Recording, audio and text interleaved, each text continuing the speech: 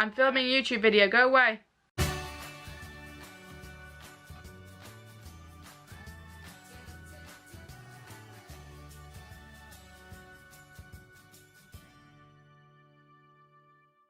How is it going, Lollipops? This week is a very serious video. I'm going to put a trigger warning straight out there. I'm going to be talking about suicide, self-harm, depression, anxiety, you know, a lot of mental health things, because it's Mental Health Week and it's not like anything I've ever done before, but I wanted to talk about it.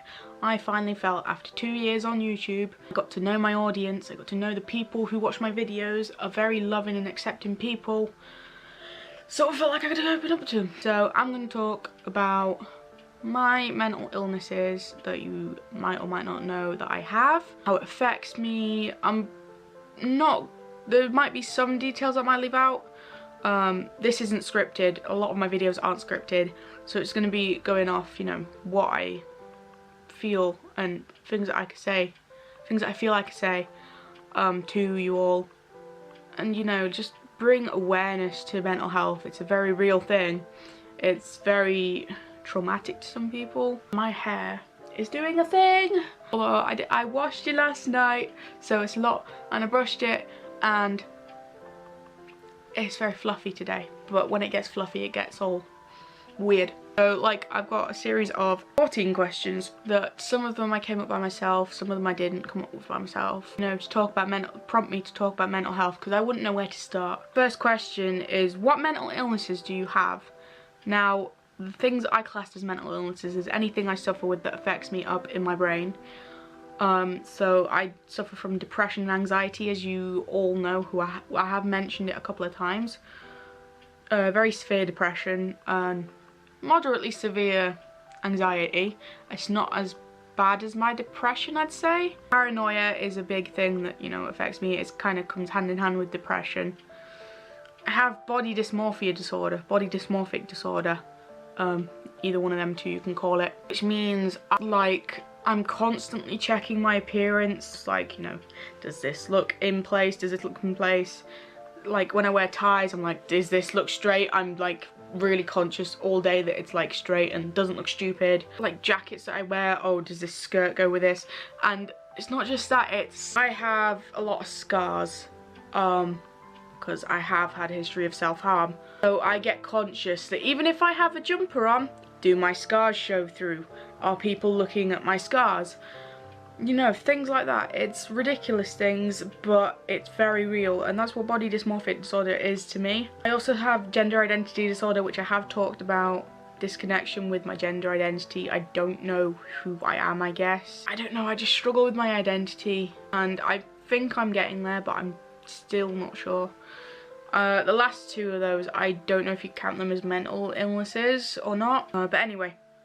When was I diagnosed? I was diagnosed with depression and anxiety at the same time. I was diagnosed with depression 3 years ago when I went to see a counsellor due to my self-harm. And they referred me to CAMS, which is Children and Adult Mental Health Services. So yeah, they referred me there. I got diagnosed with depression. And then a few months later, they also diagnosed me with anxiety, which was just like, what's anxiety? Because I didn't know at the time. I was 3 years, not 3 years old, it was 3 years ago. With my paranoia, that came hand in hand with my anxiety. Body dysmorphia disorder was only last year when I started going through all my gender identity shit as well. Like, it cropped up around about the same time. Like, they both got diagnosed at very similar times. Who knows about it? I have my family know about it, so my mum knows about it. My mum knows it in detail. Mum knows it the most. My dad knows about it kind of well, pretty well. My sister knows that I have depression and anxiety. She doesn't need to know any more about that. My brother knows I have depression, anxiety, and then like things that are caused by that, because I've started opening up to my brother because he has very similar problems to me, I've actually found out, which is Nice to know that I'm not alone in one of my family. Also, I'm really sorry if I get emotional in this video. It's a really tough subject for me, but I want to do it because I've held off this for 2 years not doing it, but it's been something I really wanted to talk about. My uncle, Uncle Jason is his name. I think he's my uncle or cousin, second cousin. We call him like Uncle Jason. He knows about my gender identity issues. I think he might know about my depression and anxiety. My nan knows about my anxiety and depression. My grandma does. Like, a lot of people know about my anxiety and depression, but not like completely what it is, like my mum does. Sorry, I'm not the camera. And the lighting may have changed ever so slightly. Do I receive treatment for it? Yes, like I said, I go see a counsellor. I'm very off-centre. I have done for 3 years. They tried me on medication, but that made me very suicidal. But we'll get to that later in the video. They took me off the medication. They're talking about putting me back on again, but I'm kind of scared to go back on it, you know, just in case the same happens again. They said I'll receive treatment for it for as long as I need to, which is nice to know that I'm gonna have somebody there. You know, I'm not gonna be all left alone the moment I turn 18. Has your mental illness stopped you from doing anything? Let's go through each one of my mental illnesses. My depression, it does make me feel pretty shit about myself, and then that does stop me socializing. Makes me lack motivation to do my college work. Makes me lack motivation to even just go out of the house. I don't know if you noticed, but I have my curtains shut a lot of the time because I like this space of my room. It's a safe space for me, you know, where nothing's going to affect me. Hopefully. Anxiety, I'm freaking out about my first Pride festival I'm hopefully going to in a couple of weeks. I want to go to it, but then like my brain just goes, oh, what if this happens? What if this happens? You know, what if this happens? And it's like, shut up, there's like a 1% chance of that happening. Shut up. Like, I have this thing and it's gonna sound absolutely ridiculous to people who don't get it, and people are just gonna think I'm following a trend. I'm not following a trend, but it's the best way I can describe it. Ever since I found out about 21 Pilots, Tyler has this thing called a blurry face, which is all his demons, all his, you know, insecurities, his, you know, depression, anxiety, all that lot in one, and he describes it as like a physical thing, I guess. That's the way that I see that he interprets it. So like I found that that's the best way to describe is like I do have my own personal blurry face, which is like my depression, my anxiety, the little thing on your shoulder that goes, no, don't do this because this could happen. Anxiety does stop me from going to a lot of events I want to do. Pride Festival is one I want to go to, but I don't know about it yet. I recently went to Insomnia Festival, which is a big step in my anxiety, and met a lot of people, and I actually told people that, you know, very anxious about going, and they were like, oh, good on you, I'm proud of you. And hearing I'm proud of you from people, I've said this millions of times, hearing the words I'm proud of you from people you look up to is the best feeling in the world, because it's like, yay, I accomplished something. Has my paranoia stopped me from doing it? Yeah, my paranoia stopped me from going out of the house for about 2 weeks, and I know it's not that long, but it felt like hell. After the whole London terrorist thing, and after any terrorist attacks, it makes me so scared to go out of the house because I'm like terrified that, you know, it's gonna happen to me, and I wouldn't want it to happen to me. I don't think anybody wants it to happen to them, and it's really scary. The potential for war sets off my paranoia. I do get paranoia, it's tied in with my anxiety when I go out. You know, people stare at me because of my wheelchair quite often, but my brain jumps to people staring at you because you look awful, your hair's awful, your teeth look awful, you know, this type of stuff. But my friend, who was it? I believe it might have been Ree from Phil and Ree's Excellent Adventures. Go and check out their channel. Who taught me that if you have a day where you really, your paranoia, your anxiety is getting to you, wear something nice that you like yourself. So like I walk around now with my calf cast and Libby bracelets on, my Yogscast bracelets, whenever I go into town. Because then if people stare at me, I'm like, oh, it's cool, they're just checking out my bracelets, they're checking out my wristbands, because they like Yogscast, for example. You know, I can train my brain to like be like, they're staring at you because you're fat or you're in a wheelchair or like all this stuff. So that helps a lot. My body dysmorphic disorder it's kind of a similar thing. It's really weird, and you know, I think mental illness is one of the most difficult things to describe because it's all in your head. It's all to do with what's in here, and with me, what's in here is difficult to like come out here. Hard-hitting question next. When was the lowest point in my life? I came up with this question because I wanted to talk about it. Last year, 4th of July. Now, people who are friends with me in like the FBK fandom and stuff will know that's the day that Fearless Vampire Killers announced that they were breaking up. Not the reason for it being the lowest point in my life. I attempted suicide on that day, overdosed, and my mum took me to A&E. It was a stupid thing to do. It was a really fucking stupid thing to do. My depression got to me quite a bit. I'm not going to go into it too much because I can't really remember too much of it because like I try and push things like that to the back of my brain so it doesn't affect me. You know, I had a lot of shit going on. Friends, bullies, not a lot of self-confidence. My disability got to me. Just everything felt like it was on my plate at once. I couldn't handle it. And then I finally got happy a couple of months before the attempt. Like, FVK were going to Leeds Festival. And it seems to be, whenever I get excited about anything, it seems to just disappear. You know, I felt like a bad luck charm. The moment I got excited about anything over those couple of months was just like, nope, okay, you're not going to enjoy it, we're taking it away from you. I can't say I'm in a much better place. I'm in a better place where I'm not thinking about suicide as regularly as I am. And if I do, they are thoughts, not urges, which is better. Which is actually quite a lot better. Is there anything that in particular has helped you? I find a lot of inspiration from people who have gone through the same things, go on and do these really great things. I have a lot of inspirations from people who do YouTube and still have mental health issues, do music and still have mental health issues, just anything, comedy and have mental health issues. One thing that's helped me is concerts, because it's given me something to look forward to. At the moment I'm focusing on if I survive, and I've been doing it since September to May. It's been like, if I make it to the end of May, I get to see Adamant live for the second time, which is amazing. I mean, I had a really rough couple of weeks before insomnia, and I was like, it's fine, if I make it through these couple of weeks, I can go and meet Cast and Hannah and all the other Yogscast members and tell them, you know, I made it through these couple of weeks just to come and see you, just come and meet you, you know, do something that I'm really happy about. And I did it, and I was really happy. I spent a whole year looking forward to meeting Lee Mead, which Lee Mead means a lot to me.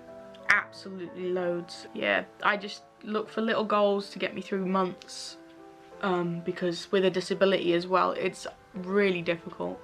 Nobody really understands how difficult it is until they've been through it themselves, and even then it's not fully 100% understandable because every disability is different. Inspirations as well people who inspire me.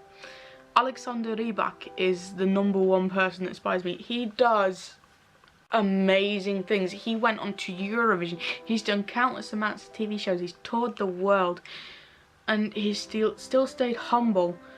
And he has severe anxiety, and I've heard depression as well, from what I've heard, and other mental health issues. And his music has got me through quite a bit in my life the last 3 years. Another person who I recently, over the last year, since November, I've really struggled. I think it's been the worst that it has been in a while. And the thing that got me through until this point today is Cast. I owe a lot to that fucking dude. Cast helped me through a fair bit. So I started watching him in November when I met him, you know, first. Started watching him, you know, his ASMR content, his YouTube channel. I found out he did streams every day, and I was like, you know, these genuinely make me really happy. And the fact that I gained a lot of friends through his community as well was just like, you know, I gained a lot of friends through his community. I actually started socialising with people for the first time in ages. So with his ASMR content as well, he did a couple of anxiety videos that had helped me through a shit ton. His content makes me laugh, and every day, like at my lowest points, I'd just be like, right, if I get through till 8 o'clock every night, I get to watch Cast, you know, and I get to talk to people that are my friends, and I get to, you know, be happy, make myself happy. And then I broke down at insomnia because I met him since all that happened, and I got to hug him and thank him for everything he's helped me through. And quite frankly, I wouldn't have made it over the last few months without Cast. I owe a lot to him. I didn't quite get to thank him as much as I would have liked to because it was very personal. So I wrote him an email, you know, detailing it. He saved me from quite a few suicidal thoughts turning into urges. Like I said, I still get a lot of suicidal thoughts. He saved them from turning into urges and attempts.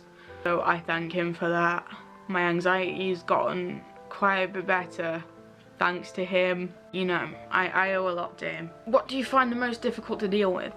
I find it the most difficult to deal with my self-harm urges. I started self-harming 3 years ago, and like I never talk about my self-harm because I talk about my suicide, I talk about suicidal thoughts, my depression, my anxiety. I never talk about my self-harm. It's very touchy. I started self-harming about 3 years ago. It started off because, you know, I got bullied a lot.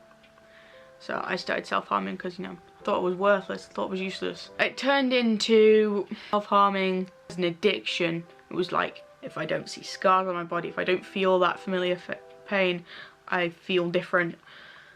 And I didn't want that, so I just kept doing it and doing it and doing it.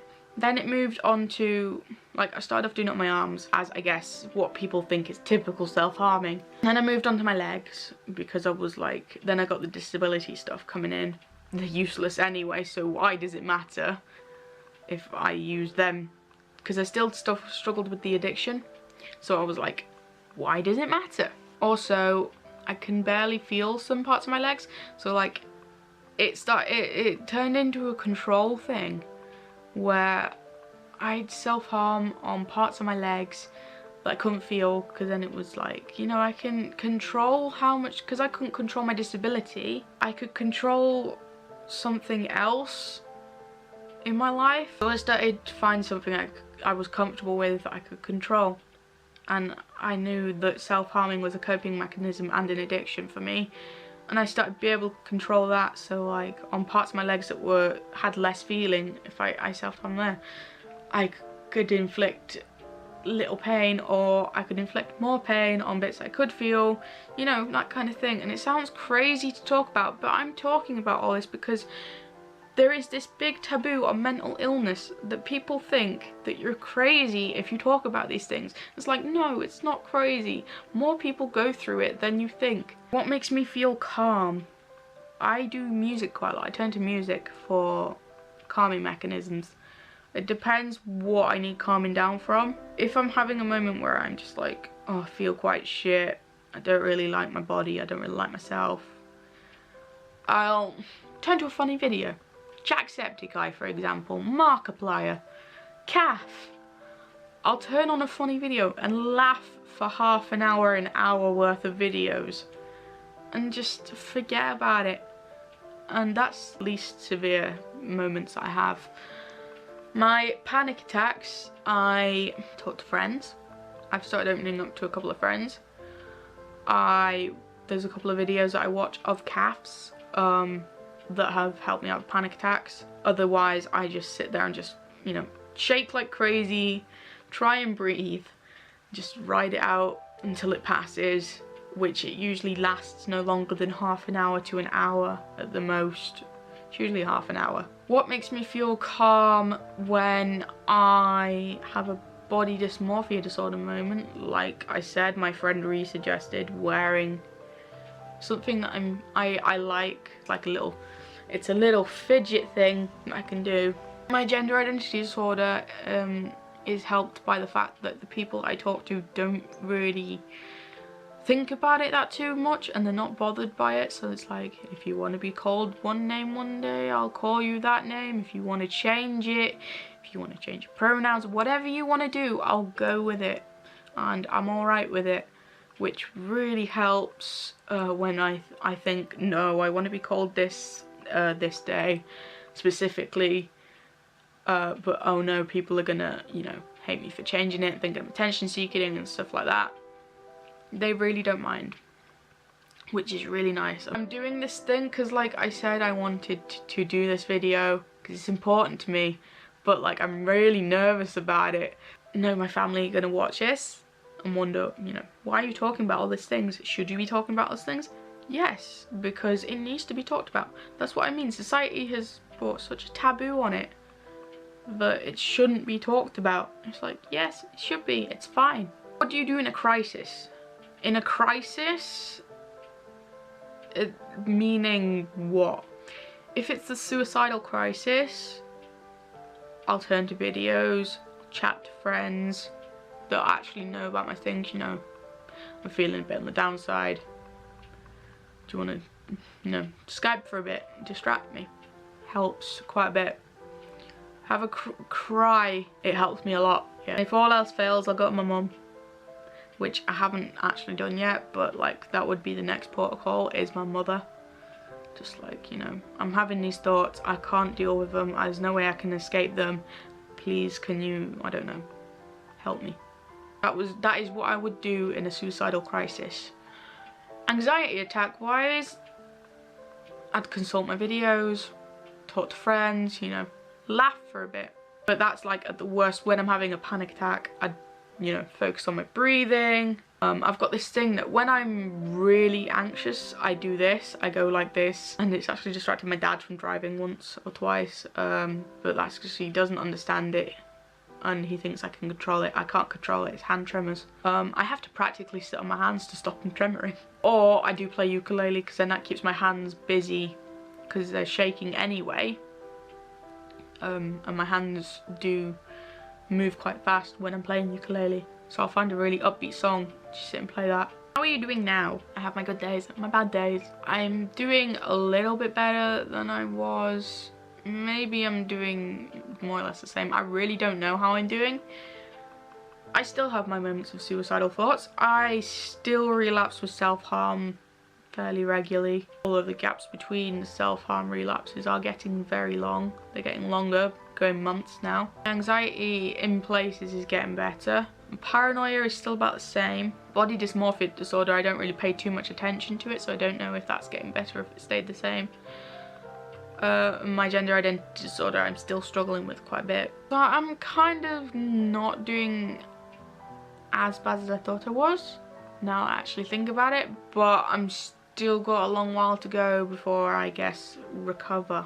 What advice would you give others suffering?